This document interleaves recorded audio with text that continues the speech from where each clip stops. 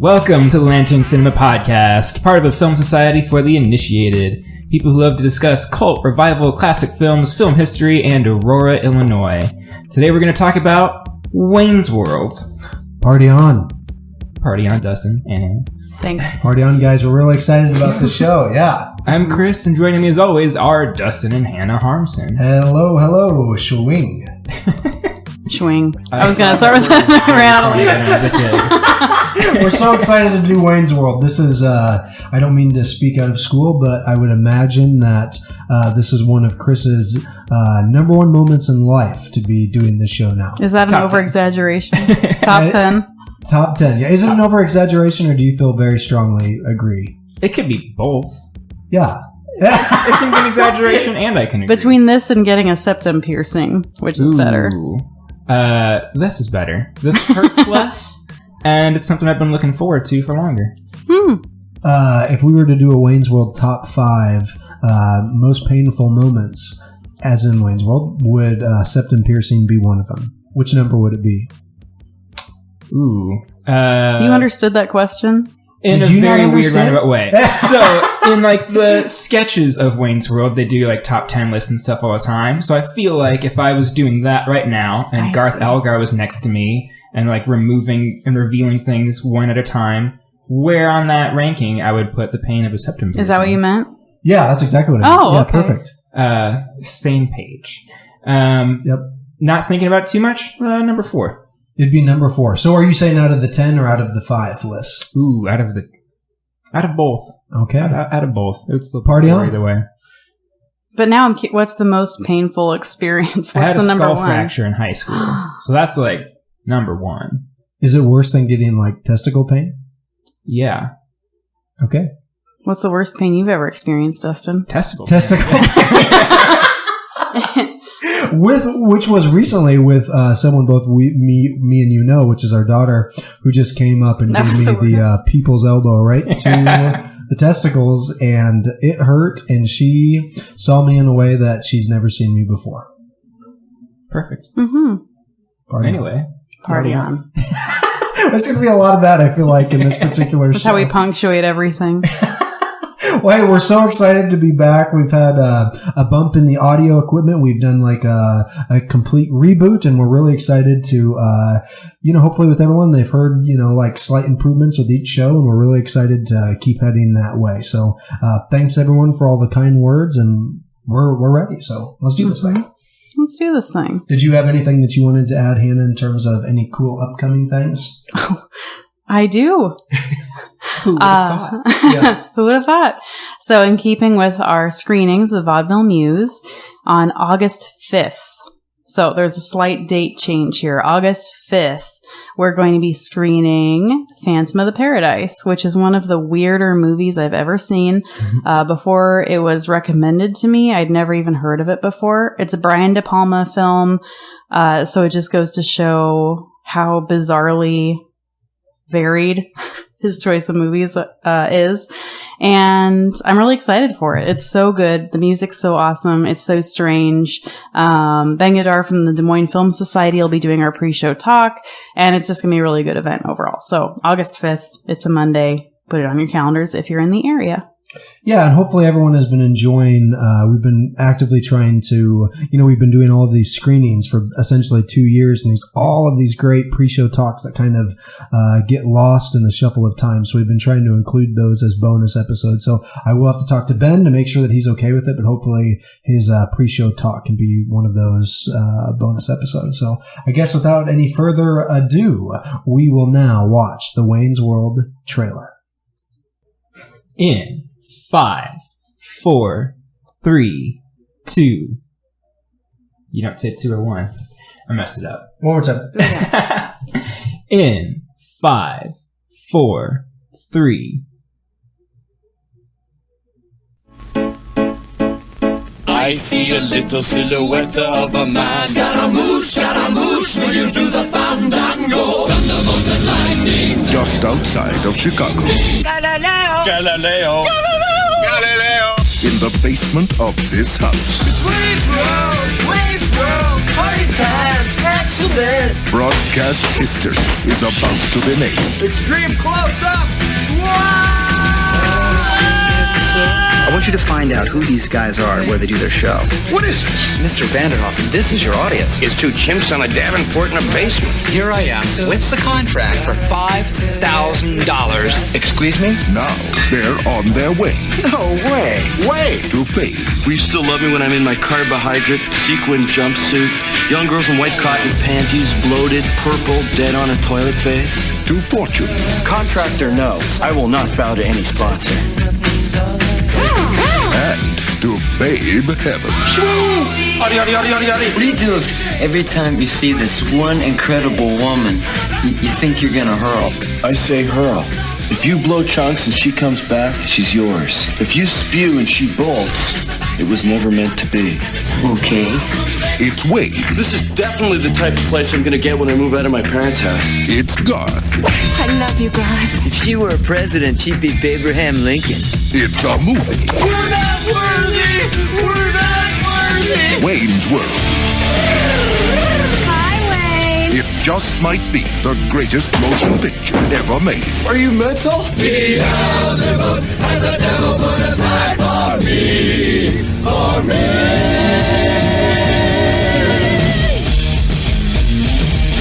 Wayne's World.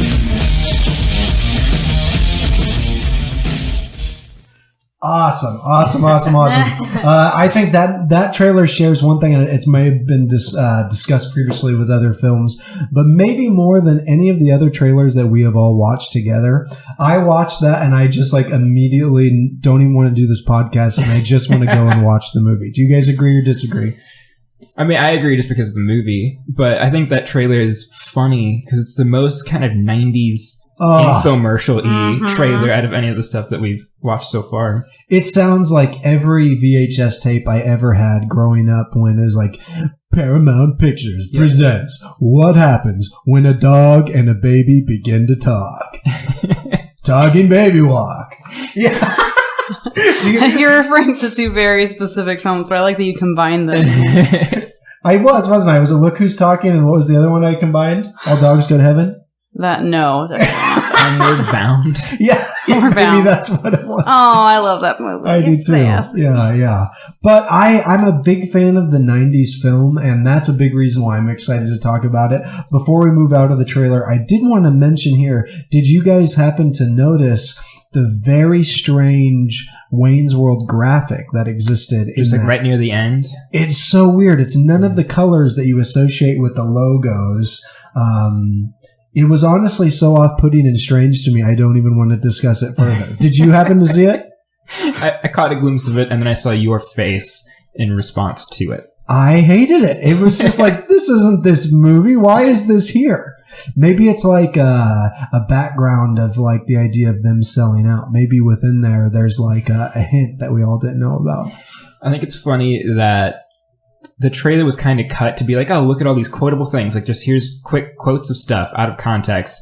But to me, half of what they use are not the things that I remember. They're not the people, they're not the quotes that people would just pull from all the time. It's just, here's stuff. It seemed pretty random, right? Yeah. But we're all looking at it with the benefit of the entire life of the movie thus far after it was released. I mean, I was very young when I was 4, I think this came out. I'm 30. Yeah, in 92. Yeah. So I was 4 years old. And I mean, so for me, I didn't even see it till I was a teenager. Yeah. And so all the quotes were very well quoted by the time I saw it. But when they were cutting that trailer in 1992, they're well, this looked funny. Yeah. Well, it's funny because it's so this is how they chose for this to be marketable. So I guess the idea at the time was just make it look like every movie and feel like every movie from the 90s. Still a nice trailer, but maybe not as remarkable as some of the ones in the past, but still made me want to watch it. So, synopsis. Chris, this is your moment. All right. I should have this just perfected by now, where just out of context, anybody's oh, what's Wayne's World about? I should just be able to launch into it because I'm wearing a Wayne's World hat and shirt right now. Mm-hmm. And this is one of, if not my favorite movie of all time, largely due to nostalgia, which I'm sure we'll get to.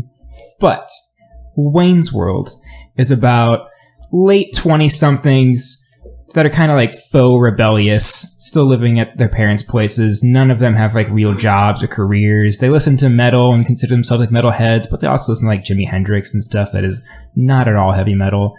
And they're just wandering through life, useless, not accomplishing anything, until they get their big break, where they can turn their cable access show into an actual show and sort of become adults and have disposable income.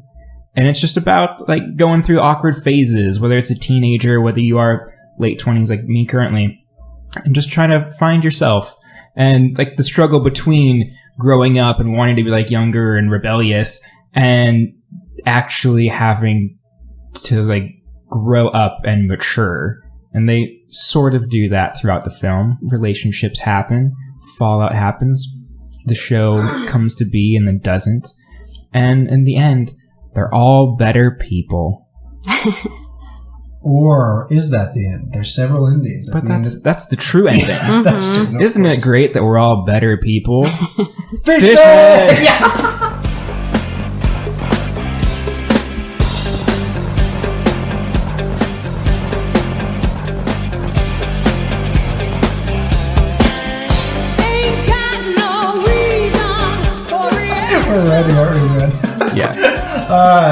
I think this one has been a very interesting challenge and kind of a cool one where, you know, we've done some kind of like heavy analysis. When we did Kenneth Anger, that was like an entire filmography. When we did Breathless, you know, there's a lot of heavy themes in that. On its face, this one probably seems like the lightest of the fair, but within that lightness, it's been a real challenge to make sure that like, oh no, there's all kinds of badass stuff that I want to talk about with this movie, and I'm excited to kind of present everything that we've pulled together. Yeah. He's looking at me, yes. Agreed. Yeah. So, do we want to talk about some of our personal history with this movie? I feel like I will ramble for the longest, so why don't one of you two take it away first?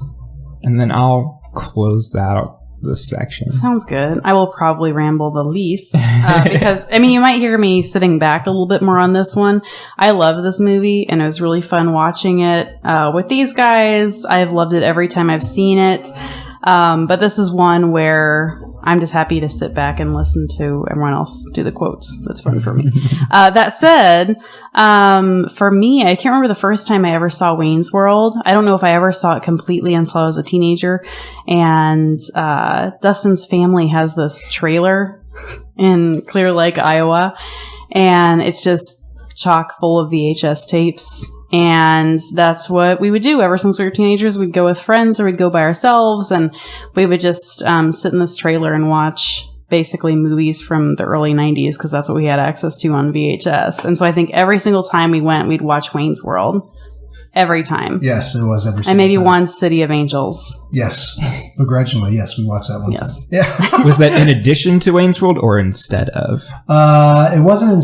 The City of Angels was instead of Castaway, which we've since tried to watch Castaway up in Clear Lake, and my mother, not to name drop, but Karen Harmson, absolutely hates Castaway, is what we figured out. I don't think she's ever said that overtly, but...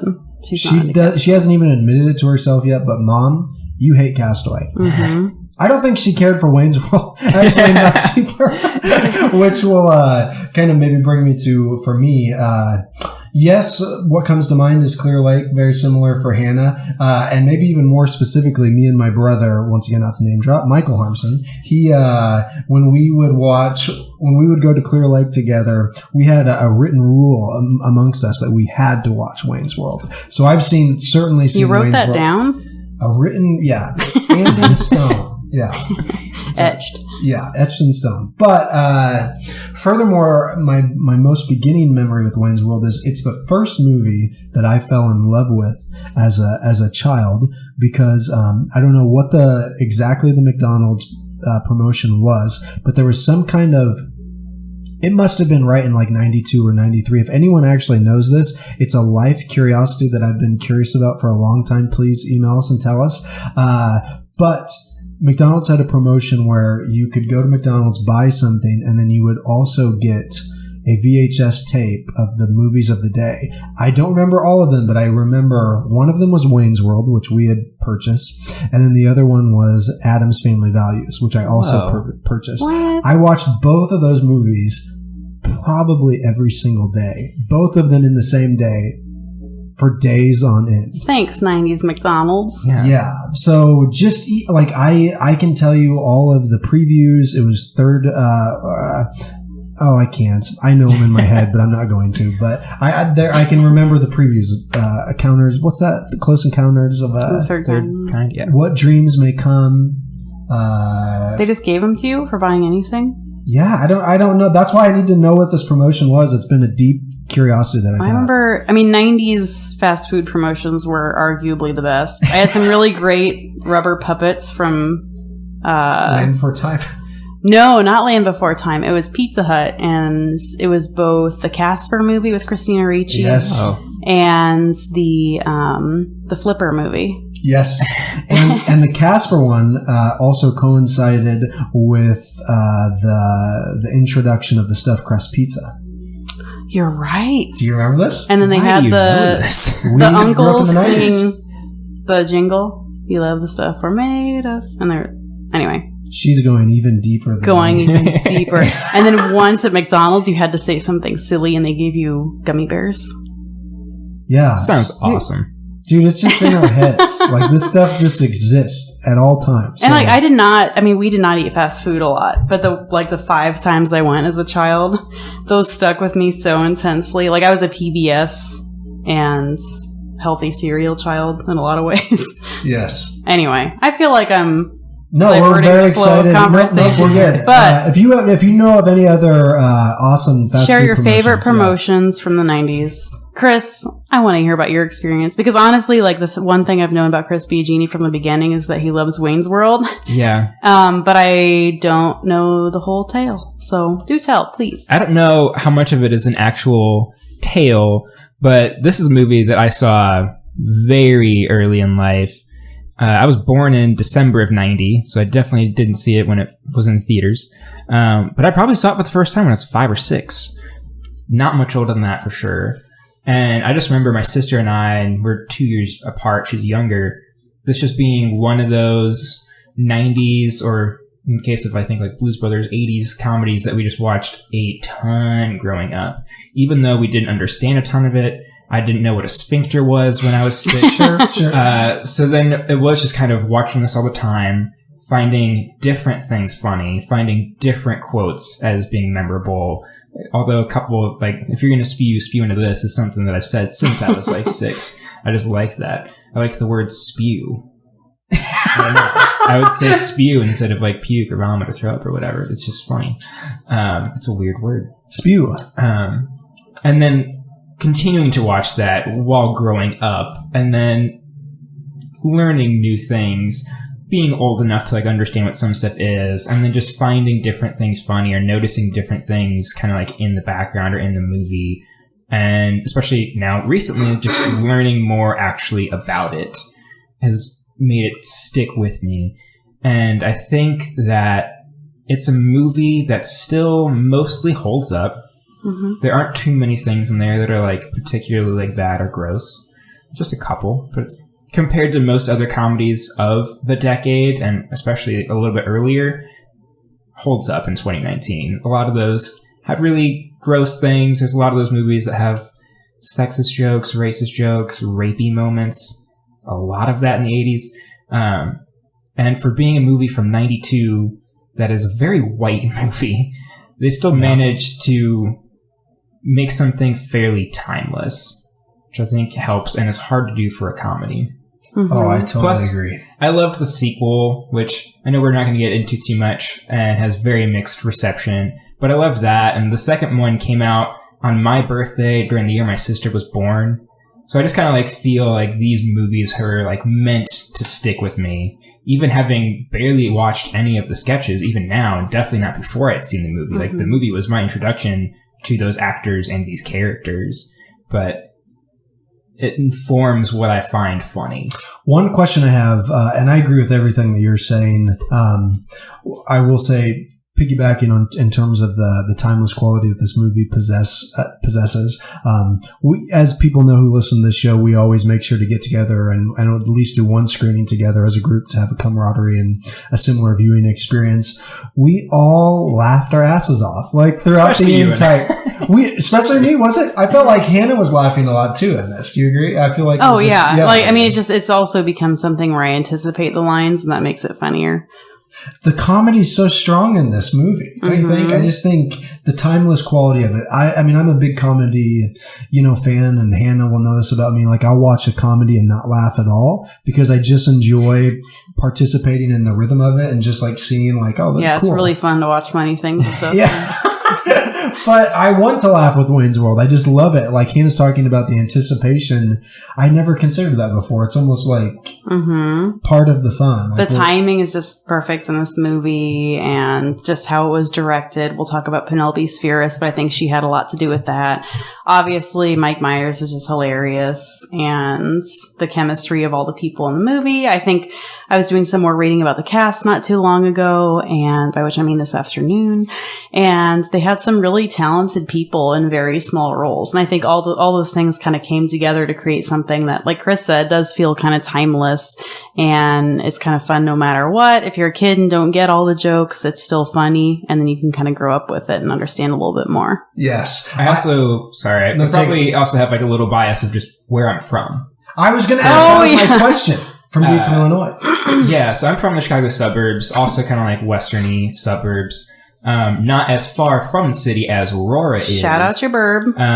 Which burb is it? I always say DuPage County because I've lived in Burridge, Darien, Willowbrook. Those are all in the same place, basically. And born in Downers Grove. They're all on top of each other. Suburbs are weird. I can't explain them to people that aren't from them. They all sound like the names of towns in a horror movie, though, so that's... Oh, yeah. Well, I mean, Halloween took place in Chicago suburbia.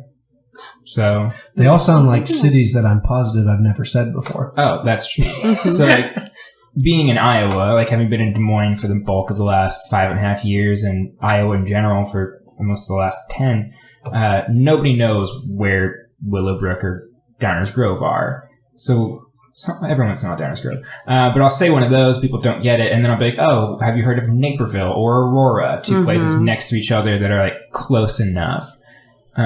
So I do sometimes wonder if this movie taking place kind of in that area and something like Blues Brothers taking place there made me enjoy these films even more as a kid. But then I think, oh hey, I don't think Ferris Bueller's special. Oh, that's interesting. Oh, well, you're wrong. Like, there's a ton of other, there's tons of other Chicago area movies that don't click with me the same way that these two SNL comedies do. That's timing. I mean, when you're watching something at, 5, is that what you said? Yeah, definitely like kindergarten, first grade. Yeah, like that sticks with you. Wow, that's awesome. Well, it's a powerful movie. I have it was a movie that, as we've been telling people we're going to get into it, it's been met with a feeling of like, oh, hell yes, Wayne's World, or a surprising amount of people for me that had not seen it. Have you noticed some people hadn't seen it before? Hadn't seen it or hadn't seen it in like 20 years. I've had a strong combination of both, actually. I was just with someone this evening that we were telling him we were going to record Wayne's World. He's like, I've never seen that before. And he's at least, I think he's older than me. But, I mean, at the same time, I think maybe that's the experience I had. Because I truly can't remember when I actually watched the movie. But I feel like it was such a big part of like the cultural zeitgeist, like the quotes from it. And obviously there's a little bit of SNL. There are a couple different movies. Everybody's quoting it. The promotion obviously probably played a big role in that. I think it's just a quotable part of the culture. So I think people kind of lose track of when they saw it versus when they heard someone saying swing. Yeah, I certainly thought it was in some kind of pop lexicon that was just everyone knew, but I've been surprised the amount of people that hadn't seen it. So this is a PSA for everyone. If you've not seen Wayne's World, turn this off right now. Go stick your head in a bucket of ice and shame yourself any way that you can, and then make sure to watch it. It's awesome. You'll love it.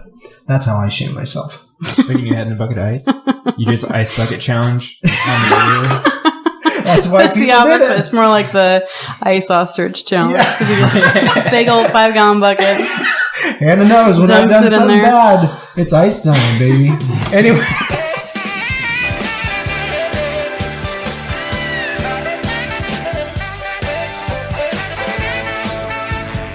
Okay.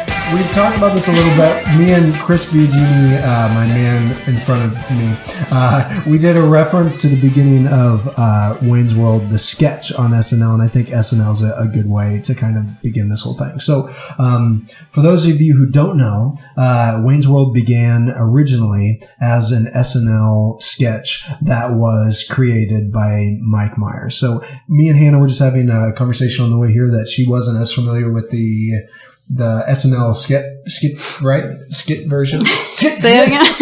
Sorry, it's actually scat singing here. We're squirrely I don't know what happened. You usually are. But it's infectious squirreliness. I don't know. I've had a lot of this iced toddy. Yeah. I truly don't even know how familiar am I with the SNL version. Almost not at all. I remember Steven Tyler was on. Yeah, one of the most memorable, the Aerosmith version. And like the Madonna dream sequence thing. Even for me, I've mostly just seen what was on the Best of Mike Myers SNL DVD. Which that's a good one. Just a couple minutes worth thing.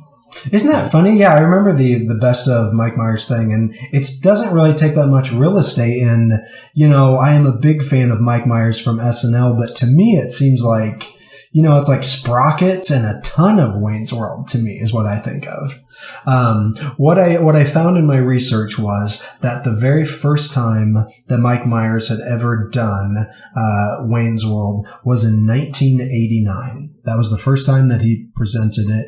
And Mike Myers came from a world of improv comedy. That was kind of his first thing that he was really into. Second City, based out of Canada, and he was really into to all that stuff. As a matter of fact, he was so into improv that before he actually did SNL, he was like this close to joining the Kids in the Hall. Do you guys know that? I didn't know that. Canadians, yes. He's from, I believe, gosh, I don't want to say it incorrectly, but I think it's Scarborough, Canada is where he's from. So it is a suburb within Canada, and it furthermore informs this Wayne Campbell character. The Wayne Campbell character was something that existed far beyond his time at SNL. He was doing it during his improv days, and it was one of his big characters. So when he finally made the jump to breaking into Saturday Night Live, he presents the character and the whole concept of Wayne's World to the writing staff, and everyone that he presents it to are just embarrassed for him. They think it's the worst fucking idea that they've ever heard. I have this book. If anyone is interested in SNL, I brought it with me, which I don't even think I'm going to reference. I'm just going to tell the story, but it's called Live from New York. It's the oral history of Saturday Night Live. It's fascinating. But Conan in there, who was a head writer of SNL at the time, with Bob Odenkirk, actually, he's presenting his idea for Wayne's World, and Conan was kind of known to be like the mensch of the writing staff, funniest guy in the room, but he was just like, I don't think it's your best idea, man. And he had several other writers that told him how terrible the idea was, and like they took his sketch, which was handwritten out of the SNL pile of sketches to be read that week, and they like threw it on the ground. And he like talks about in this in the WTF interview with Mike Myers how he just wanted to cry. He just had that feeling inside him. He said he didn't know what got into him, but he just decided, he just pulled himself up. He went down on that ground, picked up that piece of trash, and he put it back. And Conan remembers when because they do this infamous thing on Wednesday night where they do a read through and actually read the sketches that are going to be on that week. Conan was just like, okay, man, he's just going to have to find out the hard way that it's going to tank, essentially. Yeah. Of course it didn't, and they put it on the infamous 10-1 spot on Saturday Night Live, which is essentially the last sketch of the evening before 1 o'clock in the morning. And it fucking killed. So essentially what Lorne Michaels told him, the head of SNL, just said, like, you'll have to make another world for us.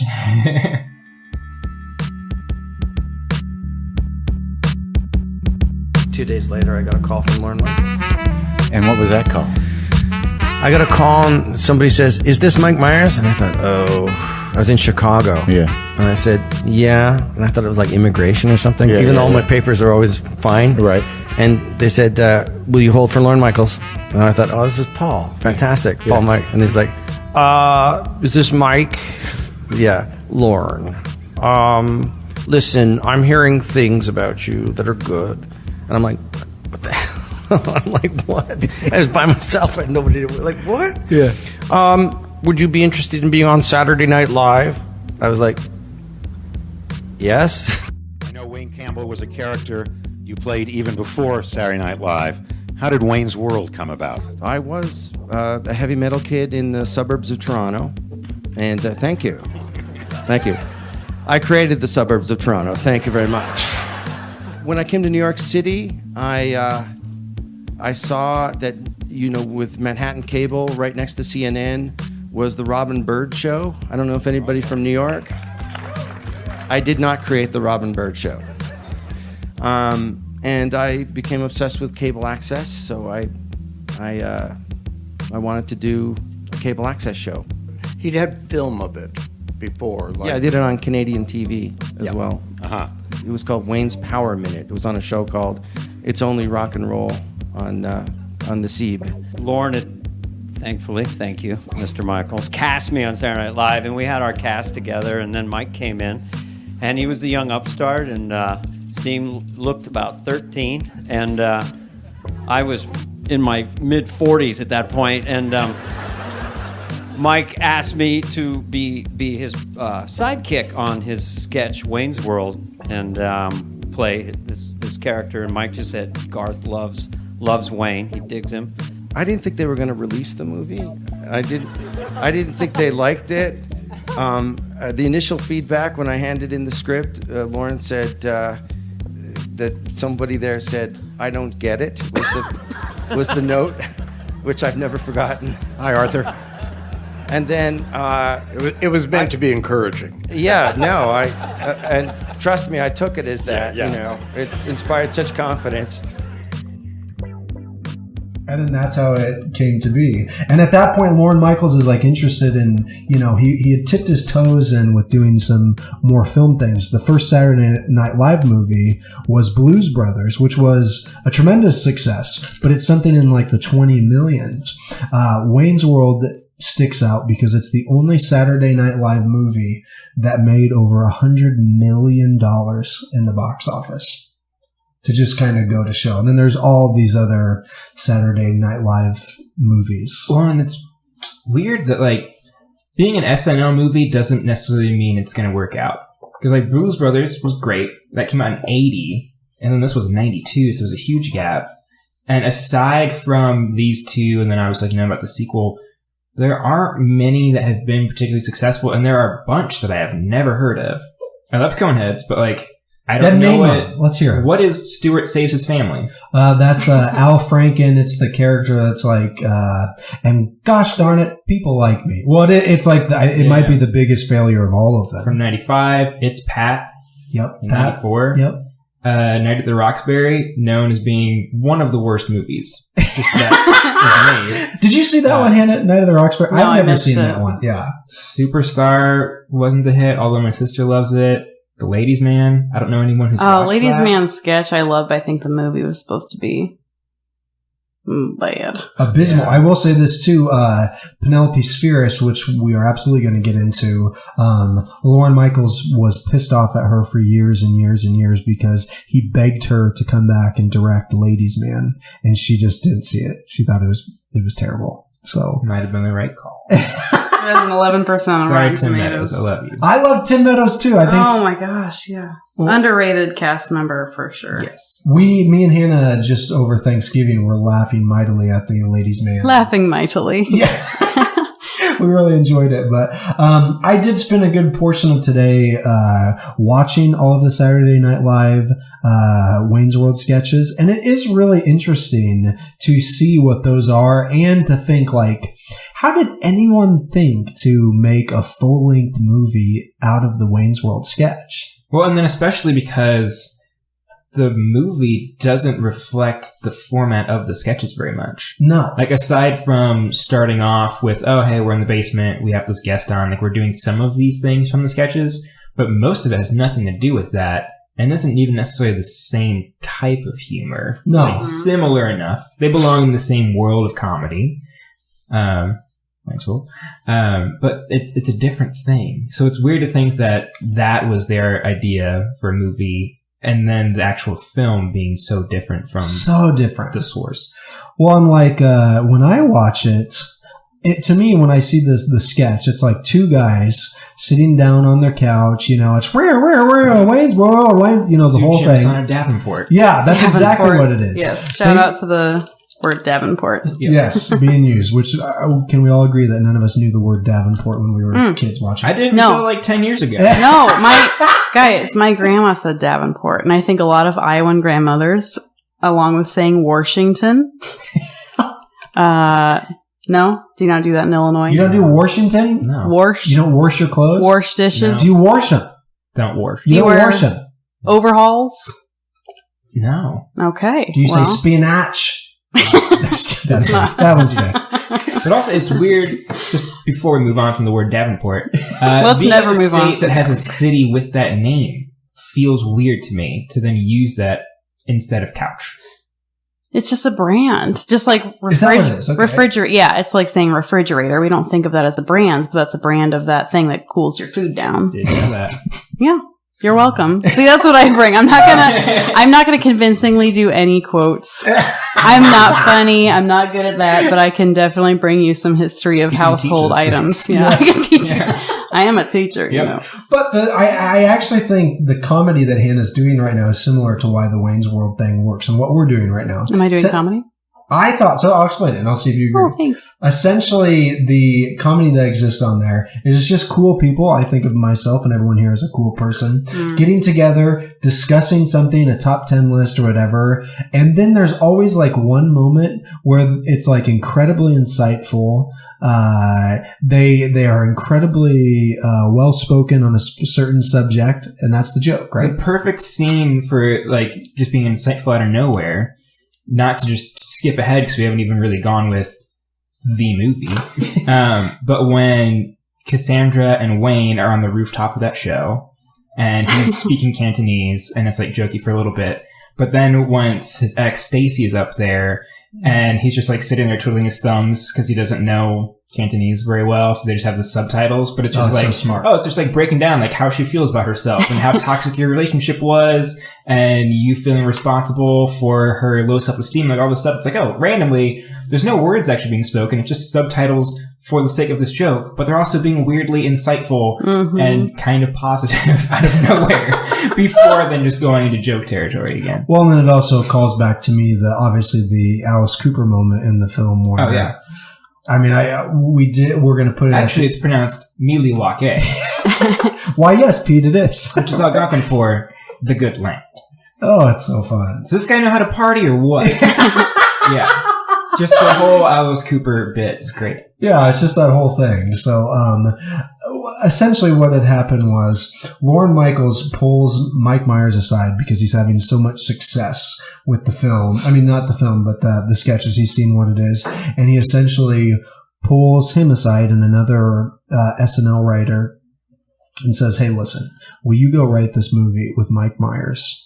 And let's do it. Let's make this happen. Mike Myers at that time when he asked Dana, help me. Carvey. Oh my gosh, I'm so sorry. SNL gods. We'll just edit that out. I'm so embarrassed. Dana Carvey. So embarrassed.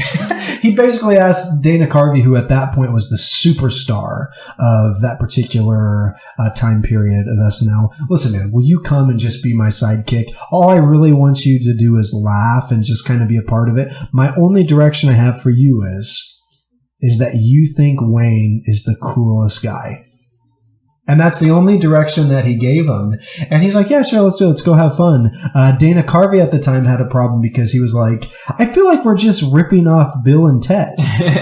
Like, that's all he thought it was. So he couldn't believe how famous it became because he was just like, I can't believe people aren't like picking up on the fact that we're just totally, kind of copying this. So Wayne's World shares something in the fact that all of the main players, with the exception of Lorne Michaels, all the main people in the film, and then also the people that created it, Penelope Spheeris, the director, it's essentially their first big budget blockbuster attempt at making a big screen movie. So, Yeah. Can I throw something in there really quickly? You mentioned the staff writers from SNL. It's actually staff writers. Did you guys know this? Yeah, well, maybe, yeah. Yeah, it's Bonnie and Terry Turner who wrote for SNL, and they wrote like Third Rock from the Sun and that kind of thing. I think that is another thing that kind of added to the feeling of the movie, having like it's a husband and wife team. Oh, that's cool. Yeah, so I don't know. I like to think that there was some warmth to the writing that existed because they were, a close writing pair. Yeah. Well, and furthermore, actually, I'm going to tag on to that. That just totally works with that. The only direction that Lorne Michaels gave, and actually people throughout the time they were making this movie and in production of it, they kind of were annoyed with Lorne Michaels because he wasn't necessarily that hands-on. He wasn't looking at the dailies, but the main direction that he gave to everyone, and specifically, would you mind saying the name of the writing team again? I want to make sure. Bonnie and Terry Turner. The only direction he gave to Bonnie and Terry Turner was make it feel light. Don't have anyone in the movie get into a big argument with each other. We want people, when they come to see this movie, to have a good time. And if there is an argument, let a plane fly over it so you can't hear it, and then it becomes a new bit, and things get patched up later. But I do think, I think Hannah's right. There's a certain sweetness that occurs to that movie that I feel like I will say this from the bottom of my heart. I think the three of us are sweet spirits at heart, and I think we all kind of attach ourselves to this movie because there is some kind of element of underlining sweetness to it. With that said, I find it fascinating that this movie was so kind of tumultuous for all of the people. Making of, and in particular, like the post-production and editing and everything. Yeah. A weird mess. So it's interesting, but with that said, it all kind of makes sense to me that, if it's everyone's first time kind of doing something and you're young, you're kind of just a fuckhead when you're trying to do, creative endeavors. There's a certain amount of time where you're just kind of a dick, and it kind of sounds like, I don't want to accuse anyone within the movie of being a dick, but it sounds like they were, several people displaying dick-like qualities. Not to name names or anything. Well, the person that often gets like the biggest kind of finger point is Mike Myers, but I would actually I don't personally, there's a lot of, are you aware of this? So there's a lot of talk of him being kind of a not so nice person. Particularly like with editing and questioning some of Penelope's decisions. But there was like a long Vulture article with her that I had read, and she had mentioned how during that part of kind of post-production things, Mike Myers' dad, I believe, had died. Spike Myers is his name. So then that was just like an added thing. It's like, we're doing this big emotional stuff. We don't know what we're doing, and we're all putting a lot of pressure on ourselves and each other because we want it to be successful. And then having like the passing of a parent just add on to that. Like, I can imagine my own social, professional, mental state being a disaster in a similar situation. One tag that on to like kind of what I was saying too, just it being the first time that you're ever doing something. One thing Mike Myers explains when he talks about the making of Wayne's World that he kind of sticks true to his heart is that this is my childhood, essentially, that you're kind of like seeing. Just being inspired by him and his friends and growing up in Canada, listening to Queen in the car. And yeah, so he did have a lot of moments where it's like, no, dude, you had to live with like me and my brothers to understand like what this comes from. So something else I think to take note with Mike Myers is he's someone that if he hasn't, he should listen to our podcast because he would like it. He's interested in the same movies and the same kind of art that us three are into. He essentially wanted to be the Canadian John Cassavetes. He said that himself. When he was like 11 years old, he was going to the cinemas in like Toronto, which apparently has like the #1 cinemas in the world. Like it's like a very art-centered place, and he'd be 11 years old going and see 400 Blows. His dad was a tremendous art lover, and he was a Liverpudlian man named Spike. And if you ever get a chance, you have to hear Mike Myers doing an impression of his dad because it's just so heartwarming hearing his like perfect. I love his impressions of his parents. Yeah, it's just amazing. They both were Liverpool people, right? Were they? I don't know. I think they were, yeah. And they both came from the arts community of being, they both were dramatic, people.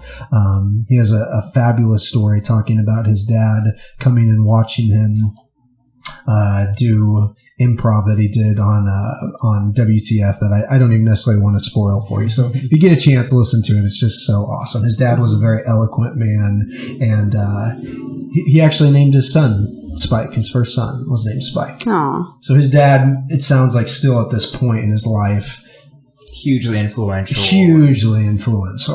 So I think that you're right. I think that 100% informed how difficult that whole period was. And I don't think his dad ever lived to see Wayne's World. He never lived to see his son become what he obviously became. Definitely not the final cut or anything like that. Yeah. It wasn't out yet. Yeah.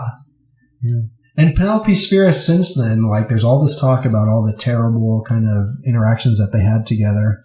Since then, she's really came out to say, hey, listen, that was a long time ago. You know, the last time that I saw Mike Myers, he was showing me pictures of his children, and he's so excited about being a dad. You can't hate anyone who's just really excited about being a dad. So, and they've all done a couple panels together now with Dana Carvey and with Lorne Michaels. So hopefully they've like packaged things up enough to at least be like kind of friendly. Yeah. Mm-hmm. Well, as contentious as things might have been in 1992, yeah. Right? I think you have the issue of, you know, because I remember when that interview in Entertainment Weekly came out, and she was talking about, you know, Mike Myers being mad because there wasn't margarine for his bagel and all those little stories. You know, you can talk about something in retrospect, and it seems like she's pretty open about a lot of her experiences and thoughts. I think, you know, one of her direct quotes in an article I read recently was like, "So and so can blow me."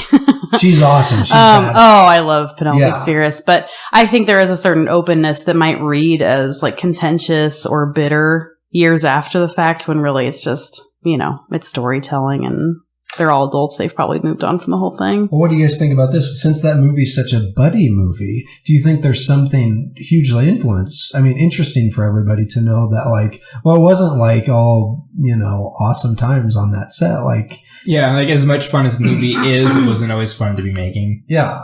I wonder if that kind of informs people's interest in it. Thinking of even, you know, the famous headbanging in the car. Yeah, scene. For like hours, and everybody has like horrible migraines. Yeah, so then the final take that they ended up using, you can see them grimacing. Like, it looks like they're really rocking out, but I think I was reading that they were actually just in massive pain because they've been headbanging so much. Hours, 'cause that like hurts to do for a couple minutes at a time. Mm-hmm. If you do it for 3-4 hours, it's not going to feel good. But that scene is, I think, the most important part of this entire movie. I think you're right. Mm-hmm. At least in terms of like the cultural impacts and stuff that it had later in making Bohemian Rhapsody more relevant, as Queen at that point had been fading. Which is hard to imagine. Yeah. And suppose that was one of the various things that Mike Myers was very picky about, where it's like, we have to use the song. If it's not the song, not in the movie kind of thing. And one of my favorite parts about that scene is Garth near the end, when he's like supposed to be lip syncing along with everybody else, but doing this goofy thing with his lips and like clearly not saying the right words. Like, his mouth is open for part of the right times, but not really. And apparently part of that is not even just for the sake of comedy, but Dana Carvey, like, not knowing the song. He didn't know it. Like, he just did not know the song. And furthermore, great. Penelope Spheeris recognizing that he didn't know the lyrics and like, oh no, that's really fucking funny. We have to keep this in the movie. And it might be my favorite joke in the movie. I do that pretty frequently. Yeah. Going back to the Bohemian Rhapsody scene we're talking about, it's the key to the movie. I agree. Penelope Spheeris states in the commentary of Wayne's World, which is just phenomenal, and any Penelope Spheeris commentary you can get, listen to it. You'll learn a lot about making movies, and she's just so cool. She'll be like, I don't know, a family member you wish that you had, and you'll feel like she's your family member by the time it's over. She essentially was talking about, her theory is that exactly after 2 minutes of a movie, when a movie starts, there has to be some big moment that occurs that's going to get the audience so pumped for everything that they're about to see. So that is that scene in that movie, is the Bohemian Rhapsody thing. And I think it does a good job of transitioning from this is a sketch to this is a movie. Because at that point, what we have seen is just this like quick bedroom thing. Here's a bunch of commercials, which then is like a very movie thing, just the constant commercials that they're referencing all the time. And then here's 2 minutes of the Wayne's World show. And then it's all of them hanging out after the show in the car for this scene that then kind of changes that's an the interesting tone a little bit. It's like, totally. oh no, now we're doing something different. We're leaving the basement. Mm-hmm. This is a movie now. You haven't seen us do that on TV every Saturday. We're just here. We're moving on. Yes. One, you brought up the fact that for Mike Myers, that was like a moment where he was like, no, if it's not Bohemian Rhapsody, I literally am quitting. And, you know, of course, everybody that was working on this movie was like, dude, this is your first movie and you're going to quit because we're not using this song. Like, it was like mind blowing for him. What they wanted to use was Guns N' Roses. They wanted a Guns N' Roses song because that was a very big, you know, group at that point. And I have a Guns N' Roses shirt on as we speak. I'm a huge fan, but it wouldn't have worked. It wouldn't have been the same. The energy in the car would have been completely different. And what it's all about, he literally has memories with him and his brother Paul Myers, who's an awesome author. He did a book on a Todd Rundgren book and also this amazing Kids in the Hall book that I just finished, which was great. He has very specific memories being in the backseat with his brothers in like a shitty car with like puke stains on the outside of it. Ew. Yeah, well, that's the legend. He has very specific memories. Like the whole idea was that every person in the car gets a Galileo, and Mike Myers' Galileo was the third one. And if he missed the third one, he would get punched by one of his brothers. So you can't. I mean, he lived this life. Yeah. You can't. It had to be that. He said, "Listen, man." Lorne Michaels was like, "Oh, please excuse me," and Lorne Michaels sounds like he can be kind of jerkish. He was like, "Please excuse me for trying to make a big blockbuster movie for you." And he's like, "I love Guns N' Roses. You know, it would be a great song, but I have no jokes for Guns N' Roses." And you're talking about how it kind of reinvigorated Queen's career, so much so that shortly after that, Freddie Mercury died of AIDS. As we all know, which is incredibly sad. But Mike Myers actually got in contact with Brian May and said, "Listen, man, I did this. It would mean a lot for me for him to see that." And he got word back that Freddie did see it and really loved it. It was awesome. And that song made it back on the charts. After this movie was released. Isn't that crazy? Yeah. And then Penelope Spheeris had the official music video release for the Wayne's World. Is that right? I didn't know that. What's awesome. The video like? I haven't seen it. Is it like cuts of the movie and stuff, or? I was afraid you were going to ask that. I haven't actually seen it. I just knew that she did it. Yeah, still cute. I actually, when I got out of film school at UCLA, I got a call from a guy named Peter Philbin, who was an executive at CBS Records, and he asked me if I wanted to do a music video. And I said at that time, which I'm going to imagine is probably 1970, I said, "What is a music video?" And he said, "Well, we just figured out we don't need to send the bands around the world. We can just shoot some film on them and then send the film, and it's so much cheaper." So I started a company called Rock and Reel, and I filmed a lot of great bands back then. And so music and film were always, locked together for me with my career, because I'm a fan of both, really. Mike and I got to, have so much freedom. Usually you got to do 40 takes, and this was just incredibly cool that we got to have all this freedom. And in fact, I want to thank Penelope, because a lot of times I would do some gar shtick like, "Hey, over here, if you're going to spew into this." And Penelope would say, "If you can do it 10 seconds faster, I can keep it in the movie." The message was faster and funnier. And you remember the time when we shot, the one thing that Lorne made me shoot over again was when we were in the club and you had a knife and you were, what was it? A stun gun. Yeah. Zapper thing. And Lorne pointed out that you looked a little too aggressive when you did it. And he said, "Penelope, you can't do that because it's not funny if somebody's aggressive." Oh, I remember that. Yeah. Everyone does that. Get used to it, Lauren. It's going to be a whole evening of that. Yeah. And the scene was good. I thought it was a funny scene. But you had put in my natural laugh as an outtake. Yeah. Well, here's the thing. Did you ever find Bugs Bunny attractive when she played a girl bunny? You guys were so tired because we were that was the last day of the shoot. Mm-hmm. You were so tired and you just had to get back. Lauren had a limo waiting outside for you. Going to go from that scene into the car. And you Thank God he wasn't driving. Would never have made it. Yeah.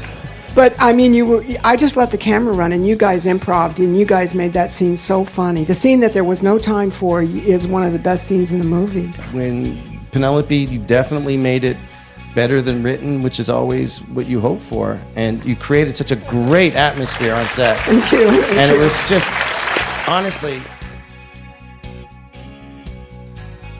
But yeah, I think that's another good combination of, where some tension created something cool, because Mike Myers was adamant that it was Queen, and Penelope Spheeris was fresh off Decline, her Decline Western Civilization movies. That's specifically part 2. Part 2, yep, which is the metal years. She's like, I know metal people. 1988, she's like in LA doing this. And I love those documentaries. But we're such fans, me and Anna. Have you seen any of them? Sorry, saw 2. Yeah, we were gonna screen it live, and then that ended up not being able to happen. I still watched it. Yeah. But also, I wonder what the soundtrack would have been like had a Guns N' Roses song been used here, because I think that would have been an outlier compared to what most of the rest of the music is on here. There is Radar Love, Foxy Lady, songs that are clearly not metal. Like most of the soundtrack, if not all of it, aside from the Alice Cooper scene, isn't really metal. Well, think of like Crucial Taunt. They started out as like this badass bands, and then it's, it is the most. It's still rocking for the most part. I'm sorry, were you saying something? We're just huge Penelope Spheeris fans, right? Like, I just think Penelope. Yes, we are. What did I say? Oh, you just. I'm just. I thought I said something wrong. No, you're good. What's your favorite Penelope Spheeris movie? Suburbia. No. Well, I love Suburbia. Suburbia is really fun. Kind of fucked, but it's fun. But it's really fucked. And this takes place in Suburbia. That interesting. Interestingly, yeah. Favorite. We don't mean to have dead air. We're both just probably in a moment of like, I have to answer this too. So I'm like, what is my? I literally was just like rolling back through my head of like Beverly Hillbillies and Little Rascals. But I mean, it's the Decline trilogy thus far. Do you have a favorite Decline movie? It's probably 1. Yeah, just because the music is my favorite in 1. 2 is awesome just because it's funny and entertaining, and I don't know. Just 3 to me really reads as the most important, I think. But it's so sad. I mean, it's so sad. It's also like the least seen of the Penelope Spheeris movies. If anyone gets a chance and you haven't seen it, most people ask like, what's the third one about? Because the first 2 are so clearly defined. First one's all about early hardcore punk and, in 2, LA. Yeah. And then 2 is the metal years, 7 years later. I think it's like 81, 88. And then 10 years later, it's just like crust, like homelessness and crust punks and just kind of a mix of. It's like a really autobiographical kind of thing. It wasn't that she grew up homeless, but she definitely grew up in a really tumultuous family situation. And it's the one that speaks the most to her. Actually, one of the kids, it's kind of funny to say kids because they're obviously like so old, but she like adopts certain kids from that. Homelessness and taking care of children is something that's very important to Penelope Spheeris. So we want to make sure to honor kind of her legacy. She's not dead, but definitely not dead. It's the wrong choice of words. But it was a big deal. The Decline series was released not too long ago, like 2015 or something like that. Yeah. For the first time. Before that, I was all bootlegs, so it's really worth investing the money in that. Distributors Shout Factory, who are like some of the nicest distributors I've worked with. Just a side note. Shout out to them. Shout out to Shout Factory. Yeah. They make incredible products too. All of their films, if you ever get a collection, they always do. They're right up there with Criterion in terms of in some ways their output. Don't say it. They're nice. They're very nice. John Pemble, shout out to you because I always see you talking about Shout Factory. They do amazing releases. Oh, really? Oh, cool. Yeah. They do. So, do you want to talk a little bit about Penelope Spheeris? Yeah, let's get into it. Yeah. Okay. I'll say this, essentially how she essentially got this deal. It's exactly what Hannah said. Lorne Michaels was obviously a huge fan of the Decline Part 2, the metal years. He saw just kind of like how seriously she took the subject of heavy metal and, wanted to make she did not believe in making fun of the thing that meant a lot to her. Did you guys know that she was actually offered Spinal Tap? Mm-hmm. And turned it down. Turned it down. It's like, I'm not making that movie. I don't think it's funny. I love that stuff. I don't want to, make a joke out of it. But going further back, and then I'll jump out of this piece. She actually had worked with Lorne Michaels predating Saturday Night Live, which Saturday Night Live, that first season is 1975. She had worked with Lorne Michaels on the Lily Tomlin special that they kind of worked on, and he actually invited her, like, hey, listen, you want to come to New York and do this new thing I'm doing? It's going to be called Saturday Night Live. She didn't want to move from LA. She was like, hard pass. I don't want to move. But she produced those Albert Brooks. Yes. Sorry, I think I just stole your thing. No, that's okay. Yeah, that's what she produced those because Albert Brooks, I think the deal was, and correct me if I'm wrong, he was funny but didn't really know how to make films. Yeah, essentially, Lorne Michaels said, he's very funny, but he doesn't know how to make a goddamn movie. Okay. Well, and so she knew how to make a goddamn movie. She was, she came out of film school and everything else. And the idea, and I might be projecting here, but I've read a lot into what she says in terms of like sexism in the industry and what it was like to be, filmmaker in the 70s, 80s, 90s. I get the sense that she's been screwed over or disrespected in multiple cases. So I don't know if that was the case here, but I know that she was told, she was helping produce these Albert Brooks short films, which were really popular in those first seasons. And she was told that if she could pitch something worthwhile, then she could direct it. And apparently she was pitching stuff all the time. None of it was up to snuff. And specifically with SNL, me and Hannah were huge SNL fans, and the show means a lot to us for very personal reasons. Specifically the early seasons, even though we didn't grow up with it, but we own like a lot of the DVD sets, and we just love it. It's very fascinating. We have 2 babies, 2 kids, and like we bought season 1 for the first one and season 2 with the second. So like it'd be those late night, like sitting in the living room, not really knowing what's going on with your whole life because you have this baby, and we watched SNL. And we're still doing it. It's like, it's really lovely. Now we're on to season 3. Yeah. With a dog. Yes. New dog. Pete. Shout out Pete. Yeah, shout out Pete. We were talking about SNL, and one thing she talks about specifically, and everyone admits to it, even within this book, it was a complete boys' club. Mm-hmm. Very sexist, and that's why she didn't get stuff on. And that's why, fast forward 45 years, same story. Yeah. She does not make movies anymore because she's sick of it. That's the basic story of the whole thing, is that she was making movies for a long time. She made her documentaries. She made a couple of mainstream things with, success in the 90s, invested that money, and now she just works in real estate. She said she would keep doing movies, but she can't do Hollywood.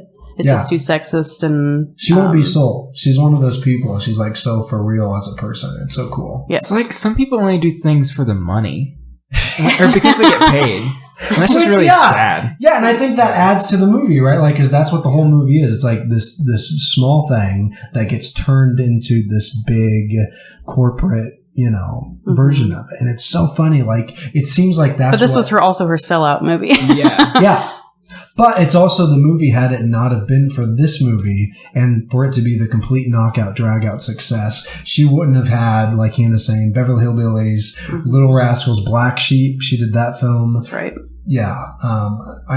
There's a couple more. She did a Damon Wayans one that sounds like kind of like ended. Oh, what was that? I haven't seen it, but yeah. There's the nest. Anyway. But had it not have been for Wayne's World, she wouldn't have been able to fund Decline of Civilization Part 3, which is her most important film. So, but she's such a part of why this movie is as big as it is. Have you read a lot about like her interaction within the movie and what her role was? Yeah, well, and even I've heard both her and Dana Carvey talk about how there are moments where it's like, oh, you can keep this thing in if you make it shorter. Like, you can do the spew into this cup thing that you just improvised, but you need to do this faster or I'm cutting it. Specifically 29 seconds. That was the time. If you can do it in 29 seconds, you can stay in the movie. Oh, one of you might be leading into this, but was this the one where they're talking about she had to shoot it 3 times? Yes. Does anyone want to elaborate on that, or is that me? You can take it unless you want to. Feel free to jump in, but basically the idea was there was also some contentious relationship comedy-wise between Dana Carvey and Mike Myers, as well as Penelope Spheeris. Okay, big time. Contentious. And so she would have to shoot it once for Mike Myers, once for Dana Carvey, and then once for her own, right? Yes, that's right? it. Feel free to fill in on and that. ultimately, she kind of had to play the game because she realized that these guys, they're absolute masters of their craft. The one thing about Saturday Night Live that's so amazing is they get all of these amazing comedic geniuses are thrown into this pool, and they learn this really competitive craft of the best stuff is what's going to win.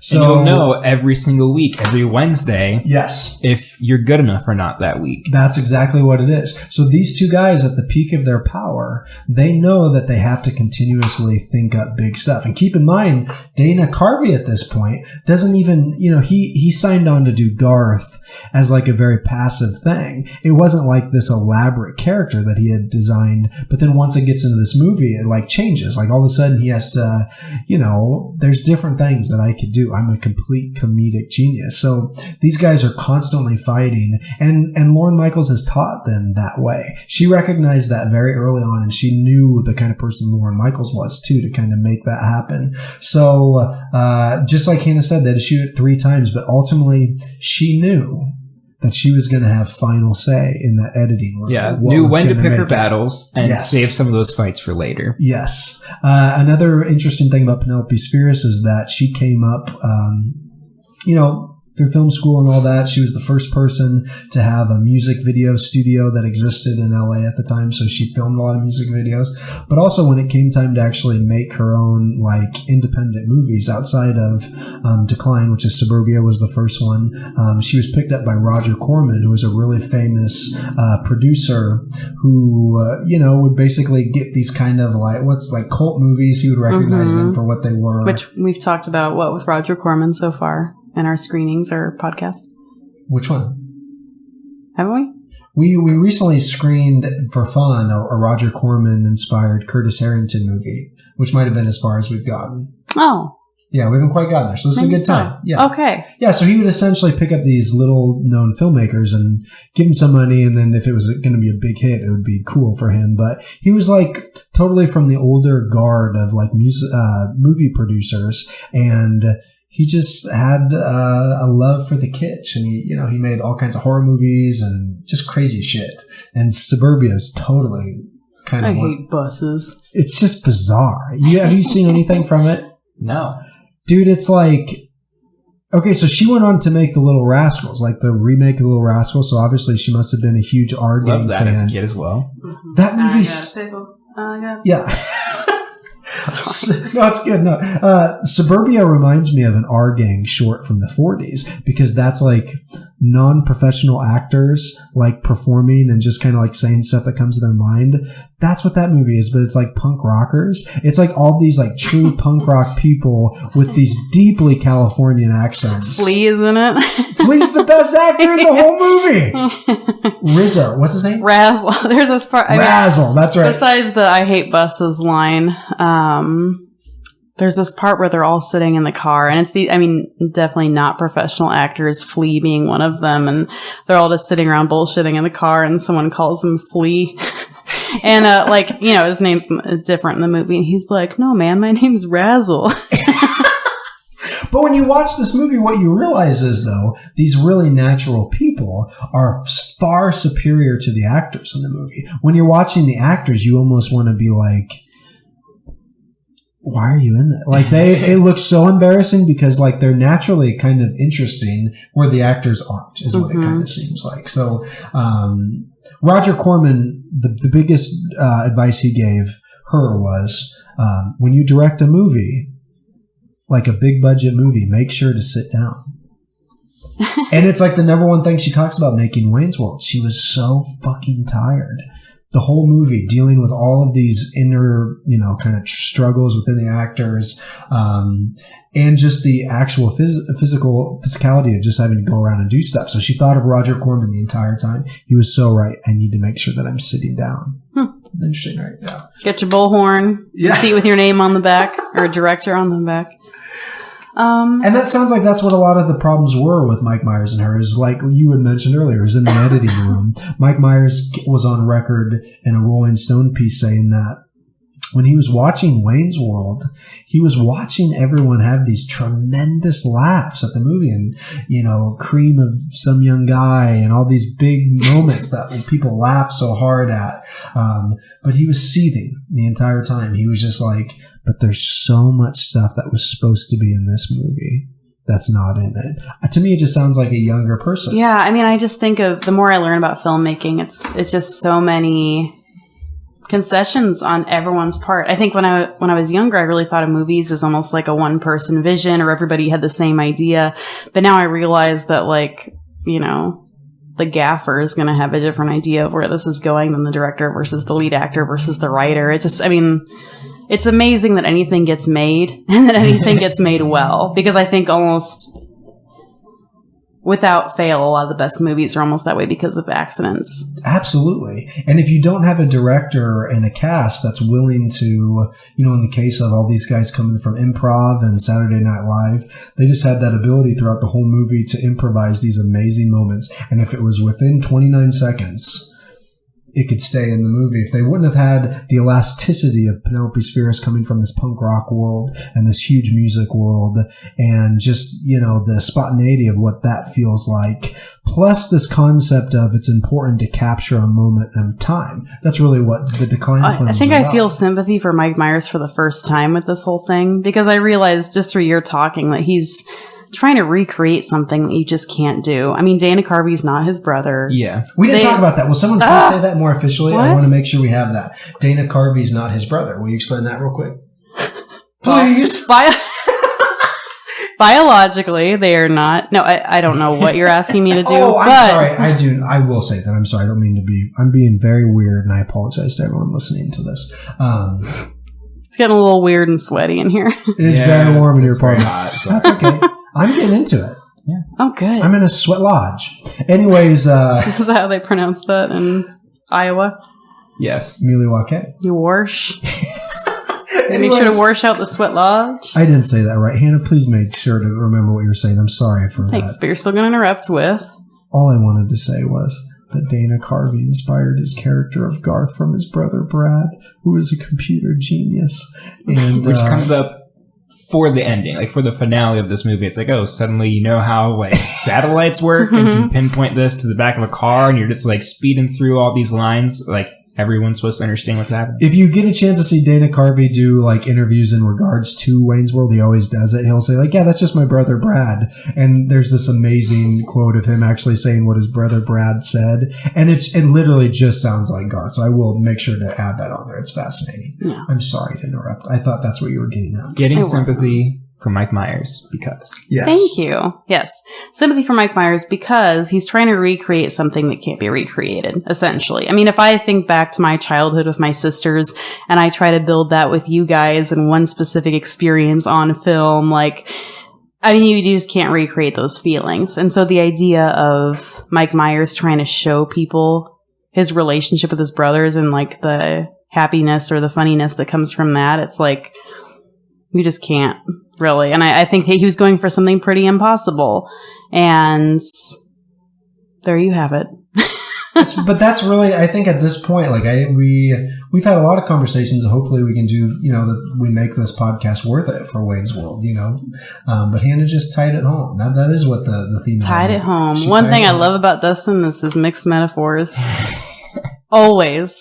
Thank you. Anyway.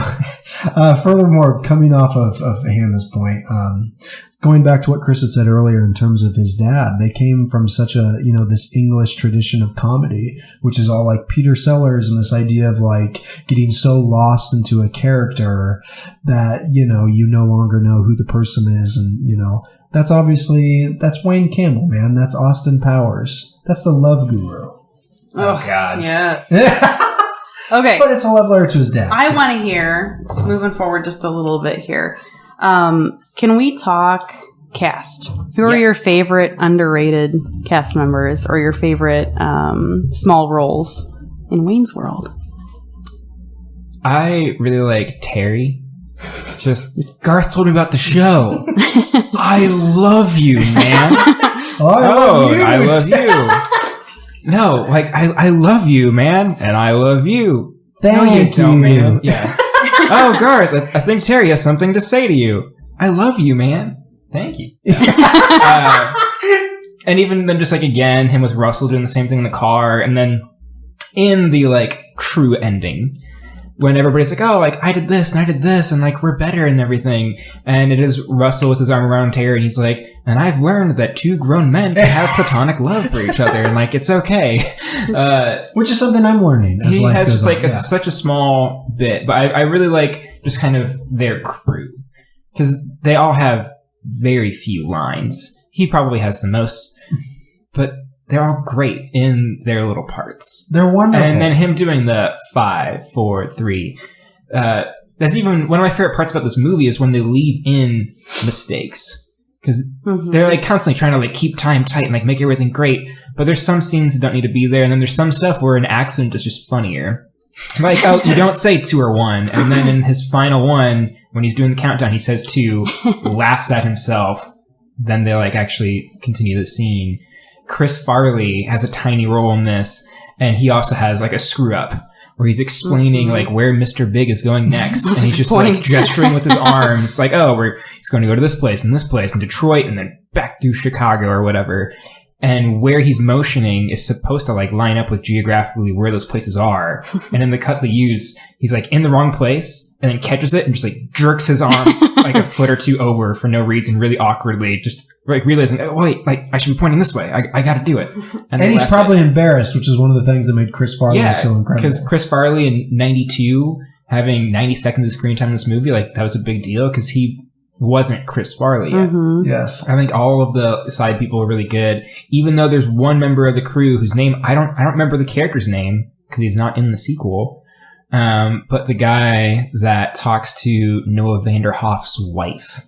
He's not in the second one? Not in the second one. He's basically replaced by Chris Farley being a different role. He's amazing in that. For whatever reason, when I was a kid, I was just like, this guy looks the coolest. Yeah, I agree. His hair, he looks the coolest. That isn't that because one of them is Dom DeLuise's son, that Michael DeLuise that you see in every interview about Dom DeLuise ever. Really? Is it that? Yeah. He is? I didn't know that. That's fucked up. I didn't know nepotism. Don DeLuise. Okay. Michael DeLuise was. Oh wait, Alan. Yeah. Is that him? Yeah, Let me see him. I got to see him because I know exactly. See that little DeLuise face. Yeah. Let's see his little Della cheesy load so that you can just take a look at. You can take a look at that. Yeah. But just the like, may I say your wife's a babe, Dude, and just like their whole like wow. interaction and stuff. I just thought that dude looked cool when I was little. Not an underrated actor, but in terms of characters, I've just come to appreciate Garth so much more over time. He's so great. All the just kind of like little bits, background things, his constant kind of awkwardness. You mentioned a different film with a talking dog, but just the brief moment where his dog shows up in his room, has the same haircut as him, he's barking, and he's like understands